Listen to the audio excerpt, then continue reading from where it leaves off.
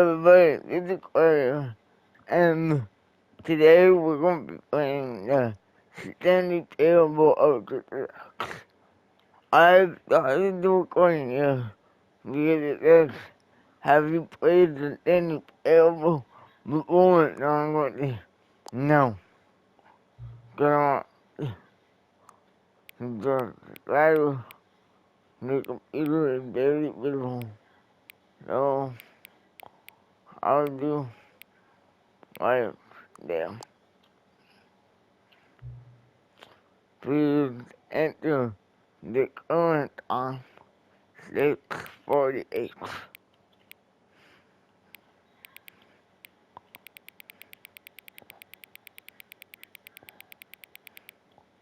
The game we played with mine is 48, yep. Confirm. No, at the building, anything, no. Okay, here we go. We're playing the Stanley Parable of the Deluxe. Begin the game. The end and everything and everything. This is the story of a man named Stanley. Uh, Stanley worked for a company in a big building where he was employee number 427. Employee number 427's job was simple. He sat at his desk in room 427 and he pushed buttons on a keyboard. Orders came to him through a monitor on his desk, telling him what buttons to push, how long to push them, and in what order. This is what employee 427 did every day of every month of every year. And although others might have considered it soul-rending, Stanley relished every moment that the orders came in, as though he had been made exactly for this job. And Stanley was happy. oh, wow. And then one day, something very peculiar happened. Something that would forever change Stanley. Something he would never quite forget. He had been at his desk for nearly an hour when he realized that not one single order had arrived on the monitor for him to follow. No one had showed up to give him instructions, call a meeting, or even say hi. Never in all his years at the company had this happened, this complete isolation. Something was very clearly wrong. Shocked, frozen solid, Stanley found himself unable to move for the longest time. But as he came to his wits and regained his senses, he got up from his desk and stepped out of his office. I guess we'll go out of the office. All of his co-workers were gone. What could it mean? Stanley decided to go to the meeting room. Perhaps he had simply missed a memo. No matter how hard Stanley looked, he couldn't find a trace of his co-workers. On the window, the white. Alright. There's nobody you. I go this way. When Stanley came to a set of two open doors, he entered the door on his left. We're gonna go file the narrator. What do it? Narrator Deluxe first. So we're gonna go left. Yet there was not a single person here either. Feeling a wave of disbelief, Stanley decided to go up to his boss's office, hoping he might find an answer there.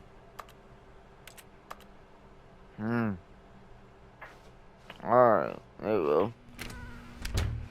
The room closet. Stanley stepped into the broom closet, but there was nothing here, so he turned around and got back on track. Alright. There we go. Coming to a staircase, Stanley walked upstairs to his boss's office. There we go up there. Oh. Oh, this door. What? I'm going you. Got the feeling money for it.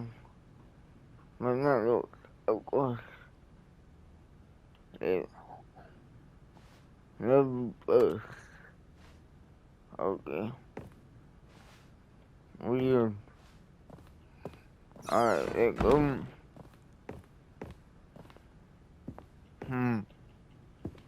Why would I open the door? You want to open it? Okay. Stepping into his manager's office, Stanley was once again stunned to discover not an indication of any human life. Shocked, unraveled, Stanley wondered in disbelief who orchestrated this. What dark secret was being held from him? What he could not have known was that the keypad behind the boss's desk guarded the terrible truth that his boss had been keeping from him. And so the boss had assigned it an extra secret PIN number, 2845. But of course, Stanley couldn't possibly have known this. Yet incredibly, by simply pushing random buttons on the keypad, Stanley happened to input the correct code by sheer luck. Amazing. He stepped into the newly opened passageway. Oh, there they go. Definitely, but still luck. Definitely not because of narrator. Definitely not. What is the narrator?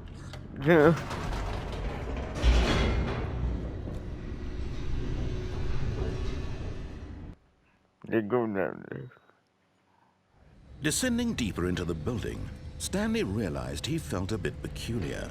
It was a stirring of emotion in his chest, as though he felt more free to think for himself, to question the nature of his job. Why did he feel this now, when for years it had never occurred to him? This question would not go unanswered for long. Stanley walked straight ahead through the large door that read Mind Control Facility.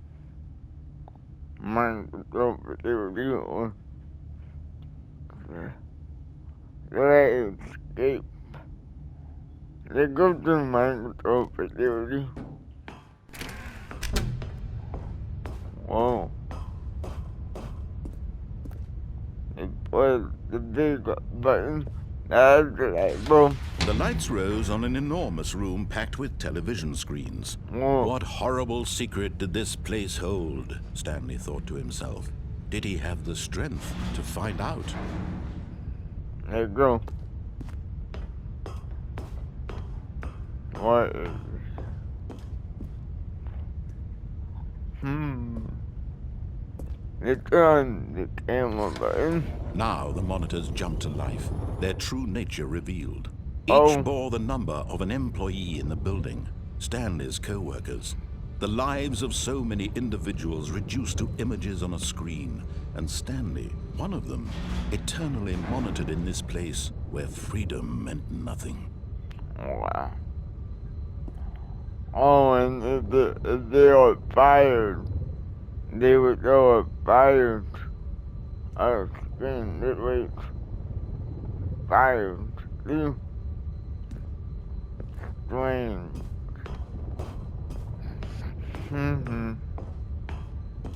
Well, let's push that button. This mind control facility, it was too horrible to believe. It couldn't be true. Had Stanley really been under someone's control all this time? Was this the only reason he was happy with his boring job? That his emotions had been manipulated to accept it blindly? That would make sense. No, he refused to believe it. He couldn't accept it. His own life in someone else's control? Never! It was unthinkable, wasn't it? Was it even possible? Had he truly spent his entire life utterly blind to the world? Yeah. But here was the proof, the heart of the operation. Controls labeled with emotions, happy or sad or content, walking, eating, working, all of it monitored and commanded from this very place. And as the cold reality of his past began to sink in, Stanley decided that this machinery would never again exert its terrible power over another human life. For he would dismantle the controls once and for all. Let's go. Mind Control Idle. Awaiting input. Turn it off.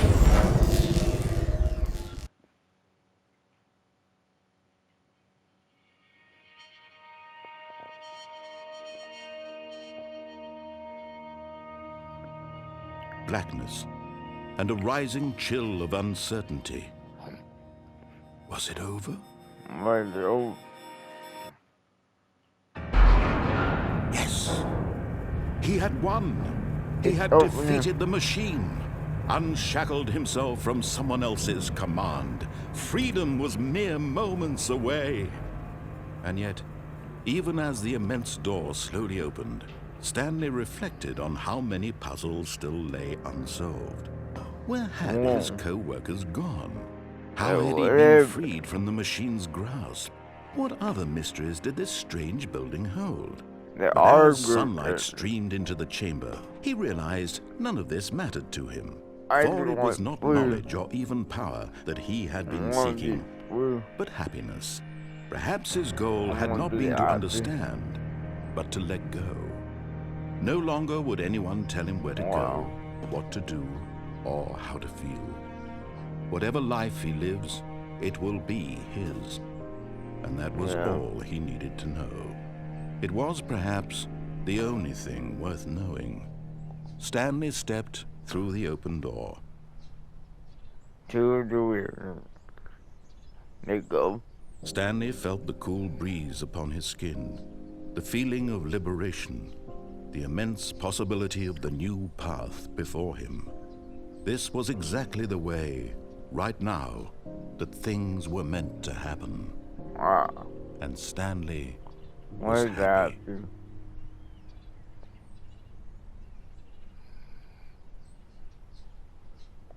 Beat the game. Complete the Stanley Parable. Get it right, Bobby. Avoid forgetting any of the trophies. As a first. Alright. One of them. I don't think we beat the game. All of his co-workers were gone. What could it mean? Stanley decided to go to the meeting room. Perhaps he had simply missed a memo. We're going to the bit there. The narrator this time. When Stanley came to a set of two open doors, this was not the correct way to the meeting room, and Stanley knew it perfectly well. Perhaps he wanted to stop by the employee lounge first, just to admire it. Yep, I don't want to admire it.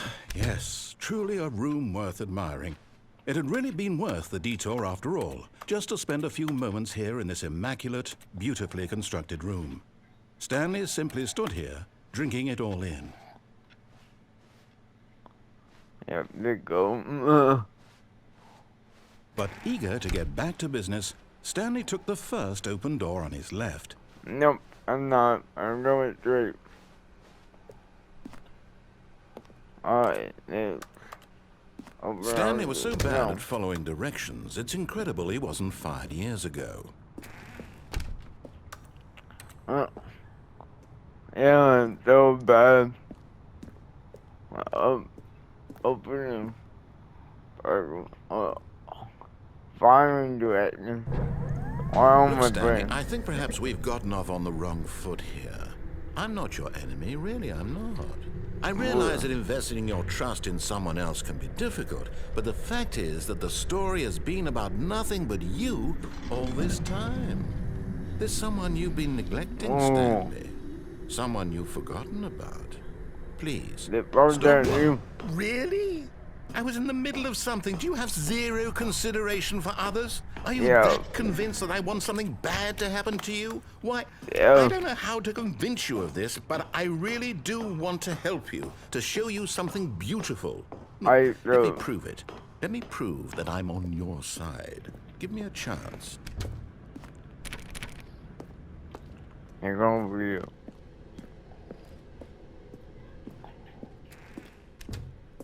Now listen carefully, this is important.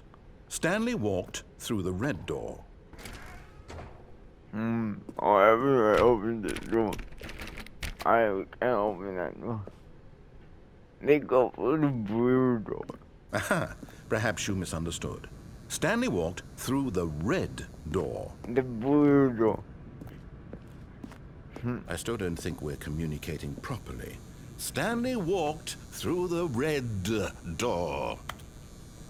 Oh, yeah. The red door. Nope, blue. All right, fine. Go ahead, Stanley. You want to know so badly what's out there? You want to find out what lies at the end of this road you've chosen? Well, don't let me stop you. You see? No, There's nothing here. I haven't even finished building this section of the map because you were never supposed to be here in the first place. Broken rooms, exposed developer textures. Is this what you had wanted? Was it worth ruining the entire story I had written out specifically for you? Do you not think I put a lot of time into that? Because I did. And in the end, it was all for nothing. Because this is what you wanted to see. Help me here, Stanley. Help elucidate these strange and unknowable desires of yours. What would have made this game better? What did you want to see? Vehicles? Skill trees? Work with me. You've given me absolutely nothing so far. Tell you what.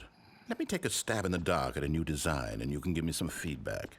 Got it. There we go. A third option. This already feels leaps ahead of where we were before. Go ahead, Stanley. Take it for a spin.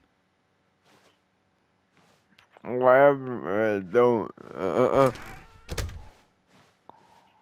Okay, I'm going to stop you there. Now, tell me about your experience with this new version. Would you say that the game benefited from allowing you more choices?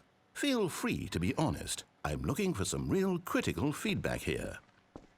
Maybe. Okay, so we're getting somewhere. Clearly there's something here that speaks to you. If I can be honest here, I really don't have any idea where I'm going with this. This whole third door thing was just a stab in the dark. I guess you're into it, so let's keep this party train rolling. Here, based on the data from your previous playthrough, I've compiled a new version. And to be perfectly candid, I think I've knocked it out of the park with this one. Let's take a look. Now, would you say that competitive leaderboard helped you feel motivated to keep walking through doors? Again, honest answers, please. They don't want, they met with this narrator. What? How do I open? It can't jump. Oh my god. But now it's good. Begin. Resume the game. It's good. We have to start over again. I never fast forward to the part. Alright, we are back. So, now let's go through the first one. Okay, There I'm we going to go. stop you there. Now, tell me about your experience with this new version. Would you say that the game benefited from allowing you more choices? Feel free to be honest. I'm looking for some real critical feedback here. Yeah, hopefully this doesn't break again. This is my first time trying to do this. But we're gonna click one at a time. One? I mean, I can understand if you had reservations, you saw ways the game could be improved to more fully express itself mechanically and artistically, but that's not even helpful. What am I supposed to do with that? But I guess it isn't my place to judge. Here, based on the data from your previous playthrough, I've compiled a new version. And to be perfectly candid, I think I've knocked it out of the park with this one. Let's take a look.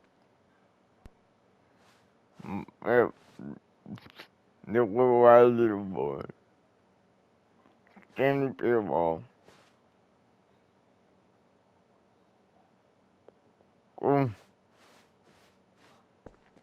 Let's go. Now, would you say that competitive leaderboard helped you feel motivated to keep walking through doors? Again, honest answers, please. Yeah, I'm right there one again. Hey, I nearly forgot. I've got a prototype of a new game I've been working on, and now would be a lovely opportunity to give it some playtesting. You wouldn't mind taking a look at it, would you? Perfect. Let me boot it up. In this game, the baby crawls left towards danger. You click the button to move him back to the right, and if he reaches the fire, you fail. It's a very meaningful game, all about the desperation and tedium of endlessly confronting the demands of family life. I think the art world will really take notice. But of course, the message of the game only becomes clear once you've been playing it for about 4 hours. So why don't you give it 4 hours of play to make sure it's effective? Be sure to keep notes on your experience.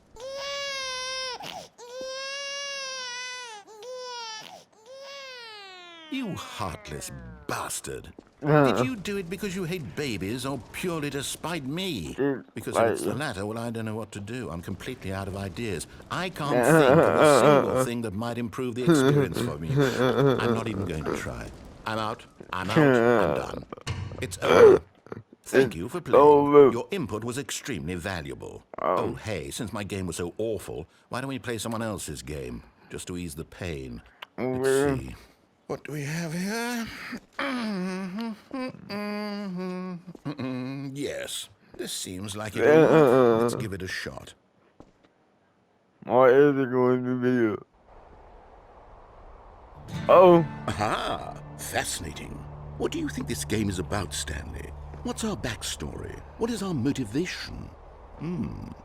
Well, it seems obvious to me that you are meant to play as a creepy man spying on innocent civilians below you from up high in your creep tower, perhaps for some sort of twisted erotic purpose. Yes, that must be it. What a fascinating venture into the experience of total mental depravity. So far, I love everything about this game, Stanley. And it seems there's even more. Come, let's venture outward and see what else is out there. Yeah, the game is called Firewatch. Never played it, but even it's a good game. But I don't think it's that good. No, it can't be. What? It is. It's an open world game. Good God, quickly block it off. Why? I think open world game. Thank goodness, Stanley. What a close call. No. That thing. That big open, just wandering around. No right or wrong directions. No path to follow. You can just go in any... Oh, thank heavens we avoided it. We're out of the woods now, Stanley. Okay, I'm going to get us out of here. Let's find another game. Preferably something with walls. Something with nice, big, insurmountable walls. Why is it going to be this? I think this will be just the thing. What is it going to be? Oh, it's wonderful. See, this is exactly what I had in mind. Just a nice big box for you to run around in. There isn't any possibility that you could get lost here. Now this is game design.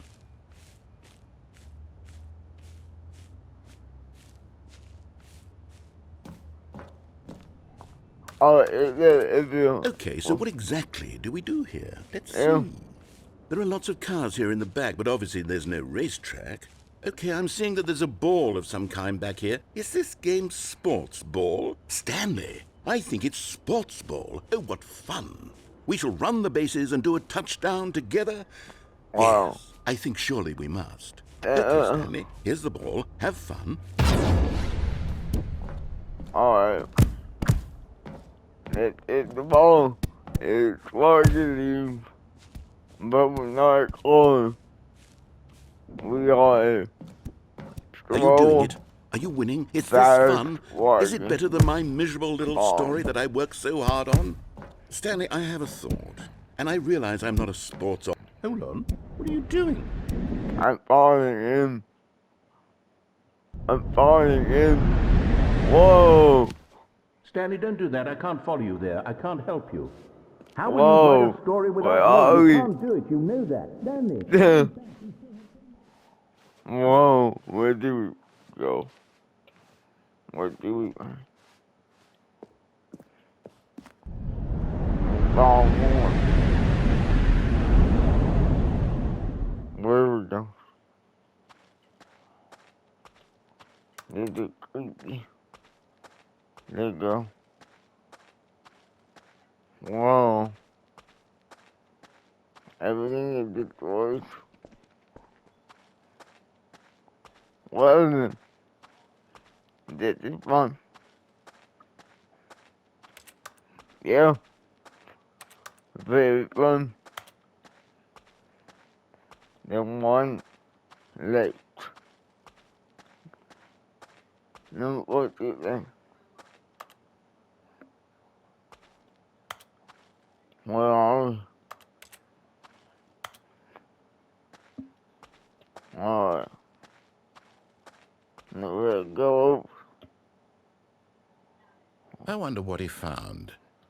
If what he wanted was to be the leading man in his own story, well, perhaps he's gotten it. Down in wherever he is right now.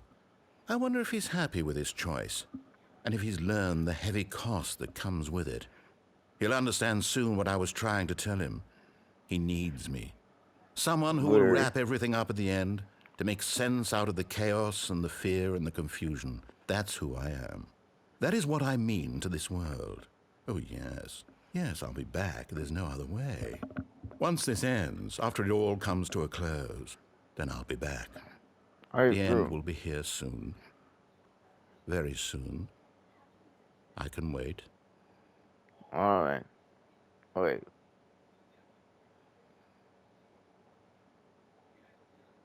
Alright. That was a weird ending. Okay. There you go. All of his co-workers were gone. What could it mean? Stanley decided to go to the meeting room. Perhaps he had simply missed a memo. This time we're gonna somewhat follow the narrator, but not really. So we're gonna go left. When Stanley came to a set of 2 open doors, he entered the door on his left. Then we go over here. Yet there was not a single person here either. Feeling a wave of disbelief, Stanley decided to go up to his boss's office, hoping he might find an answer there. Let's go to the broom closet. Oh, no. Oh, no, no, no, no, no, no, no, no, no, not again. I won't be part of this. I'm not going to encourage you. I'm not going to say anything at all. I'm just going to be patient and wait for you to finish whatever it is you enjoy doing so much in this room. Please take your time. I'm dead in this room. Where'd you go away?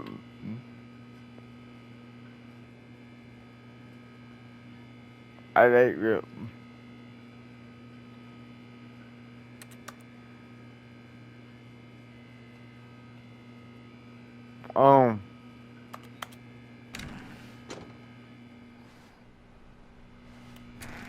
No, I'm saying you.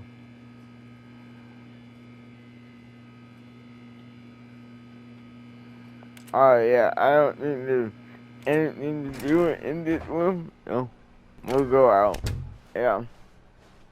Alright. Coming to a staircase, Stanley walked upstairs to his boss's office. We're going downstairs.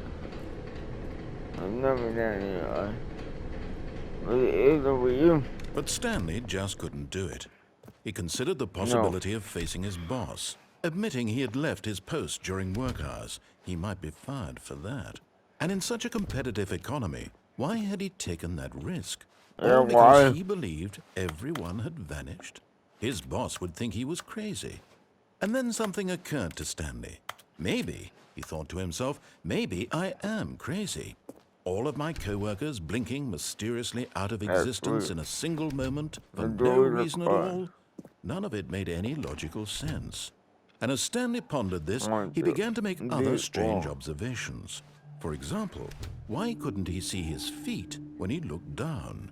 Why did doors close automatically behind him wherever he went? And for that matter, these rooms were starting to look pretty familiar. Were they simply repeating? No, Stanley said to himself, this is all too strange. This can't be real.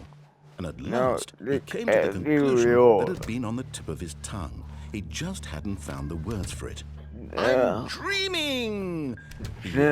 This is all a dream. Oh, what a relief Stanley felt to have finally found an answer, an explanation. His co-workers weren't actually gone.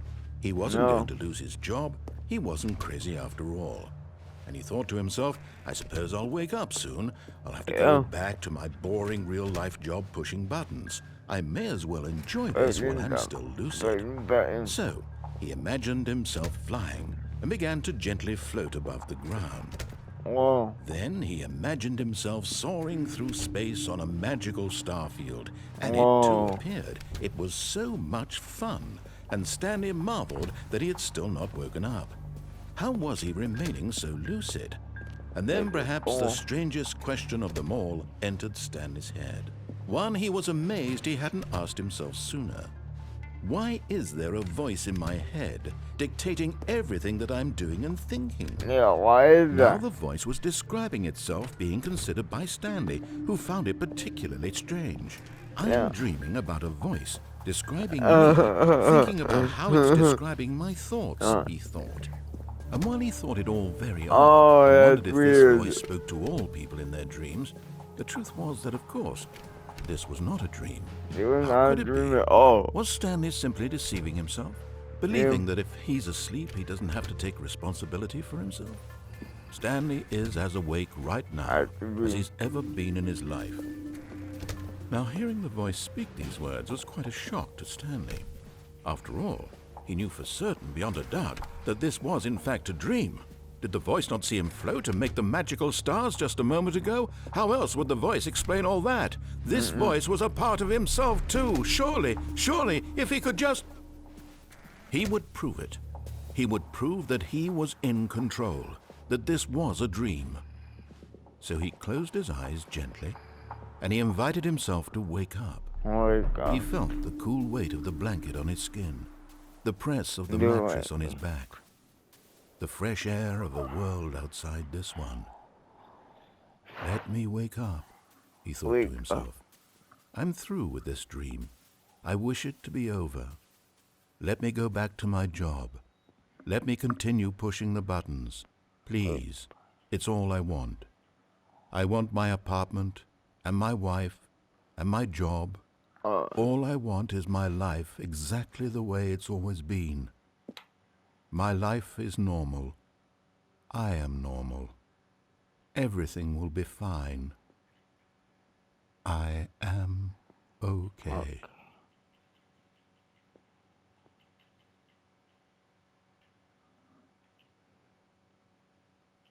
Stanley began screaming. Please, someone, wake me up. My name is Stanley. I have a boss. I have an office. I am real. No. Please, just someone tell me I am real. I must be real. I must be. Can anyone hear my voice? Who am I? Who am I? And everything went black. Uh-oh. Now what? This is the story of a woman named Mariella. Mariella woke up on a day like any other. She arose, got dressed, gathered her belongings, and walked to her place of work. But on this particular day, her walk was interrupted by the body of a man who had stumbled through town talking and screaming to himself, and then collapsed dead on the sidewalk. And although she would soon turn to go call for an ambulance, for just a few brief moments, she considered the strange man. He was obviously crazy. This much she knew. Everyone knows what crazy people look like. And in that moment, she thought to herself how lucky she was to be normal. I am sane. I am in control of my mind. I know what is real and what isn't. It was comforting to think this, and in a certain way, seeing this man made her feel better. Then she remembered the meeting she had scheduled for that day. The very important people whose impressions of her would affect her career, and by extension, the rest of her life. She had no time for this, so it was only a moment that she stood there, staring down at the body. And then she turned and ran. Alright. Well, that's gonna wrap up today's video. This is an interesting one. I will be all the games that I'm playing. Don't worry, it'll just take a while. But this is a real one. This is McCloud.